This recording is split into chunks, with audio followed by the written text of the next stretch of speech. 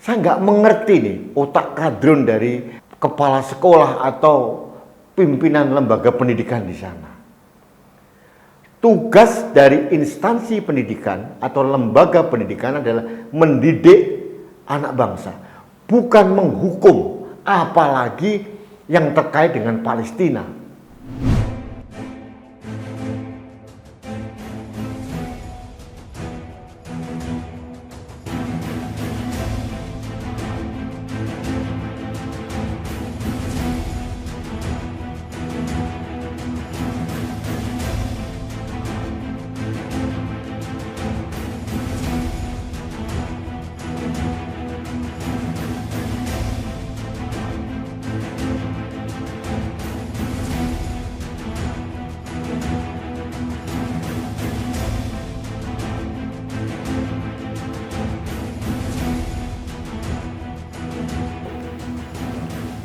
Halo sahabat Indonesia, kita bertemu lagi dalam Opini Rudi.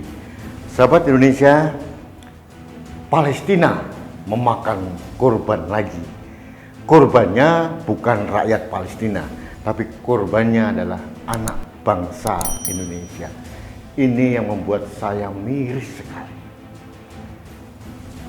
Karena kasus konflik di Masjidil Aqsa antara Israel dan Hamas di Palestina ini memang menimbulkan keriuhan yang luar biasa di negeri kita sendiri. Kemarin saya sudah mengkritisi tentang beberapa orang yang sangat minim literasi tapi berkomentar yang membuat saya sangat prihatin. Nah, ini terjadi lagi. Kita kadang-kadang tidak mengerti konstelasi politik di negeri orang, tapi tiba-tiba langsung menarik sentimen negatif terhadap kasus yang terjadi di Palestina. Yang saya ceritakan adalah kasus MS namanya, inisialnya MS. Ini adalah siswi di Bengkulu. Siswi ini mengunggah unggahan di media sosial yang dipersangkakan menghina Palestina. Nah, saya bingung ini. Menghina Palestina, kemudian ditersangkakan, meskipun akhirnya kasusnya tidak dihentikan, tapi yang membuat saya marah adalah yang bersangkutan langsung dikeluarkan dari sekolah. Ini kan, aduh ya Allah. Saya nggak mengerti nih otak kadrun dari kepala sekolah atau pimpinan lembaga pendidikan di sana. Tugas dari instansi pendidikan atau lembaga pendidikan adalah mendidik anak bangsa, bukan menghukum, apalagi yang terkait dengan Palestina. Mengapa yang konon dihina adalah Palestina, kita yang kebakaran jenggot? Kenapa? Yang kedua ada kasus lagi HL namanya. Itu di Lombok, Nusa Tenggara Barat. Juga diseret oleh polisi, dianggap melanggar undang-undang ITE karena dipersangkakan menghina Palestina. Ya Allah, menghina Palestina dipersangkakan dengan undang-undang ITE. Ini MS dan HL ini korban kesempitan cara berpikir kita dalam memandang Palestina. Yang membuat saya heran, memangnya kepala sekolah atau yang melaporkan MS atau HL ini merupakan representasi Palestina begitu? Sehingga dia merasa terugikan atau terzolimi dengan orang menghina Palestina.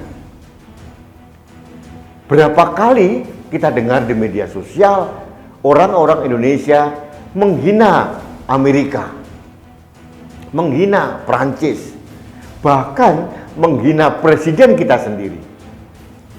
Kenapa nggak dilaporkan? Kenapa menghina Palestina kemudian langsung dipersangkakan? Ya Allah, ini perspektif sempit ini kok masih saja terjadi. Saya juga heran ya, yang pertama di aparat kepolisian.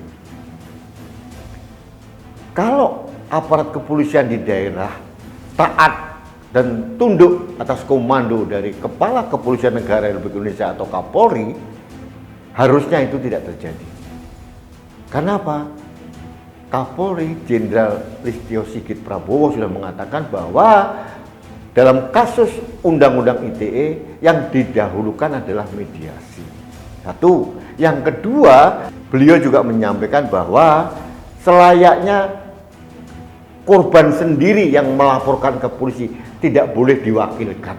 Nah, dalam kasus Palestina ini, orang-orang yang melaporkan MS dan HL ini, apakah mendapatkan surat kuasa dari rakyat Palestina begitu?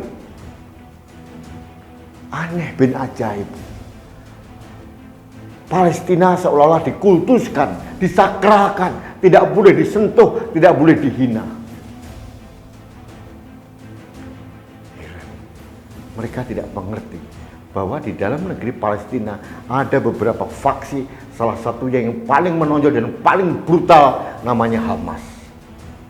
Hamas ini yang seperti kemarin saya sampaikan sering membuat provokasi untuk memancing kekerasan di tanah Palestina, entah di Masjidil Aqsa, entah di Yerusalem, entah di jalur Gaza dan sebagainya.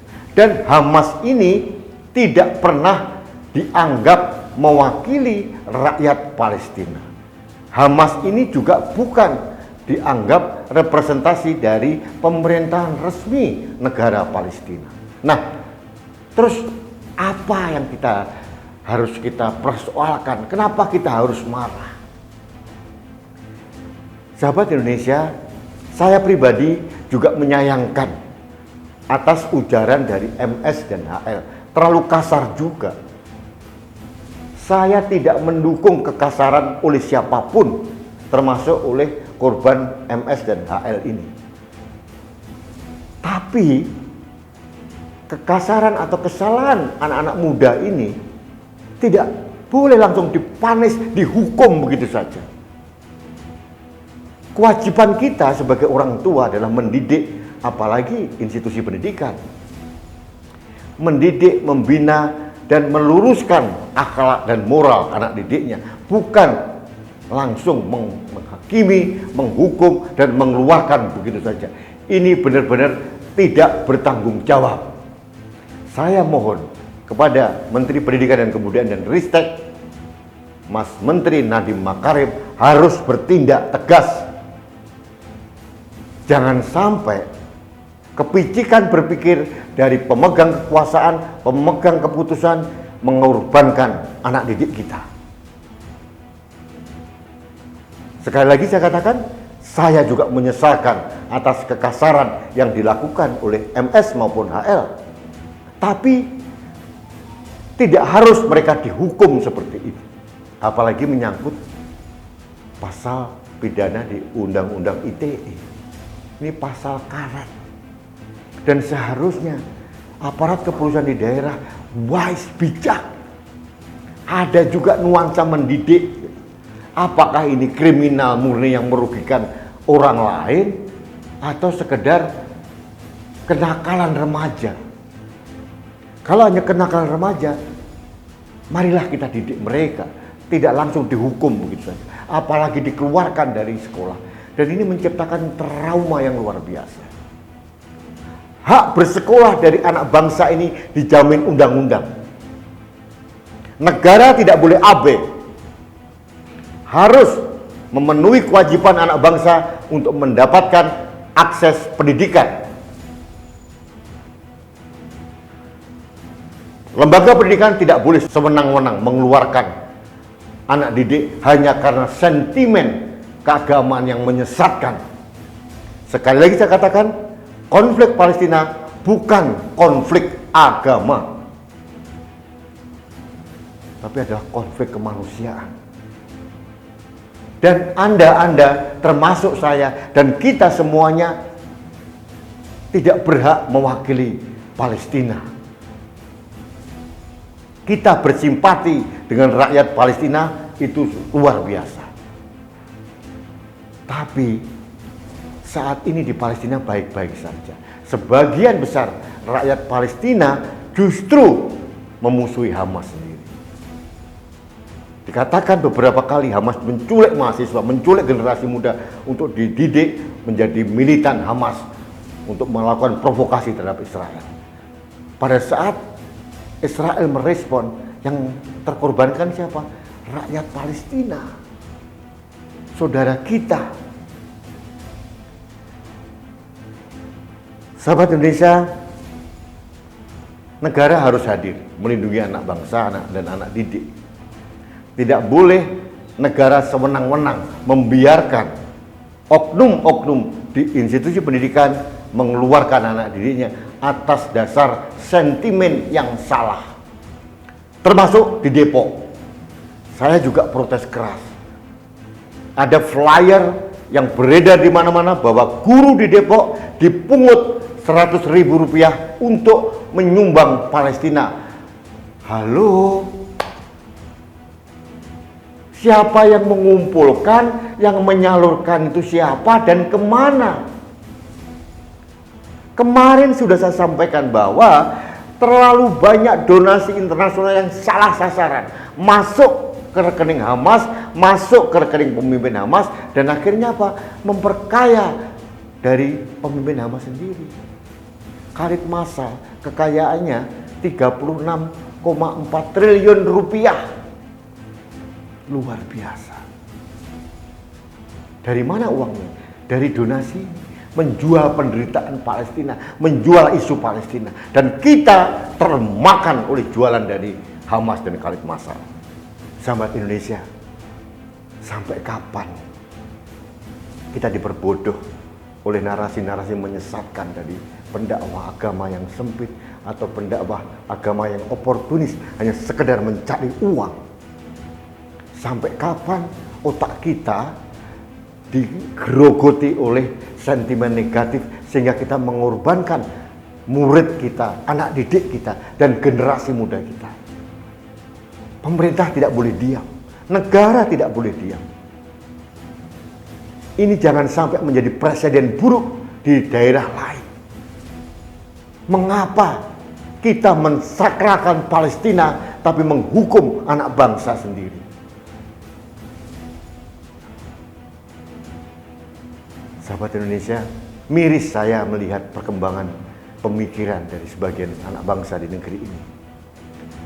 Pada saat petani Poso yang dipenggal kepalanya oleh kelompok Mujahidin Indonesia Timur, 4 orang meninggal, tidak ada kedukaan yang muncul di media sosial oleh sebagian besar tokoh-tokoh atau kelompok-kelompok masyarakat, bahkan masyarakat sendiri.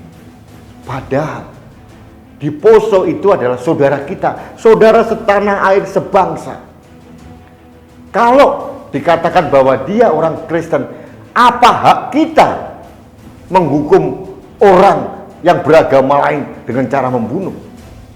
Kuasa dari mana itu? Ayat mana di Al-Quran atau di kitab suci yang lain yang memperbolehkan kita membunuh ciptaan Tuhan? Tolong tunjukkan. Saya protes keras. Kita tidak bisa seperti ini. Saudara lain iman, itu adalah saudara kita juga. Saudara dalam kemanusiaan. Apalagi ini saudara kita sendiri, rakyat kita sendiri, rakyat sebangsa dan setanah air. Kita biarkan, kita abai. Dan pada saat insiden Masjidil Aqsa yang tidak ada korban jiwa, justru kita berlomba-lomba memamerkan empati dan simpati. Dan ternyata itu salah arah. Gajah di pelupuk mata diabaikan, kuman di seberang lautan seolah-olah dipedulikan. Ini kan aneh, otaknya kebalik. Sahabat Indonesia, sorry, mohon maaf, saya kesal karena saya tidak ikhlas anak didik kita, anak bangsa kita, generasi muda kita dikorbankan hanya untuk Palestina. Saya mendukung rakyat Palestina, tapi saya tidak mendukung Hamas. Kita membantu rakyat Palestina dengan doa, tapi kita membantu pada sasaran yang jelas, pada arah yang jelas.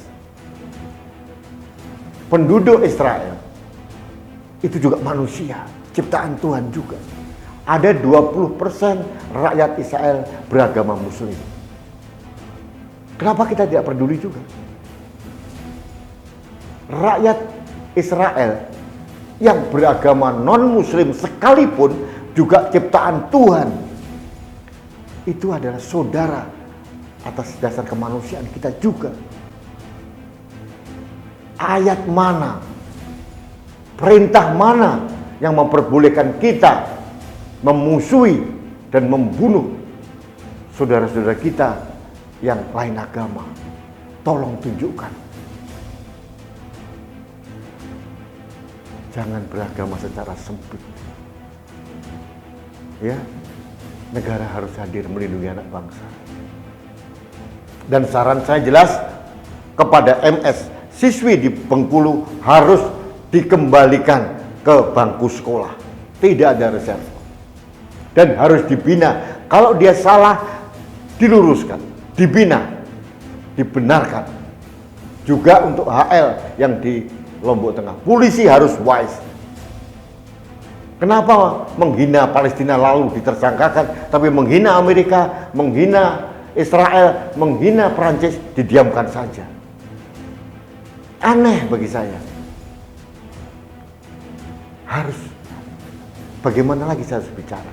Ini sesuatu yang sangat tidak adil. Baik sahabat Indonesia, demikian opini saya.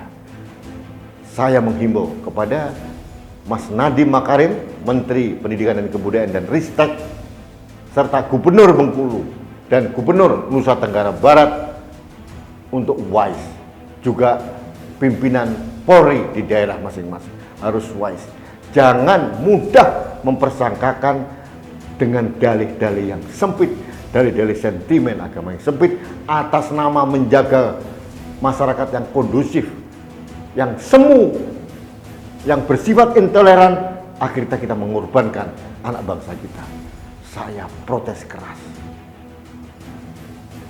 Baik sahabat Indonesia, demikian opini saya hari ini. Saya berharap dalam waktu dekat MS dikembalikan ke sekolah dan HL dibebaskan dan dibina. Ini penting. Jangan sampai gara-gara untran-untran di negara lain kita mengorbankan anak bangsa kita sendiri. Baik sahabat Indonesia, demikian opini saya hari ini. Jangan lupa like, subscribe, komen, dan share seluruh postingan kanal Anak Bangsa. Bersama kami, saya mengajak Anda untuk menjaga kewarasan manusia Indonesia. Terima kasih. Salam satu Indonesia dan salam budaya Nusantara. Saya Rudi Asgam.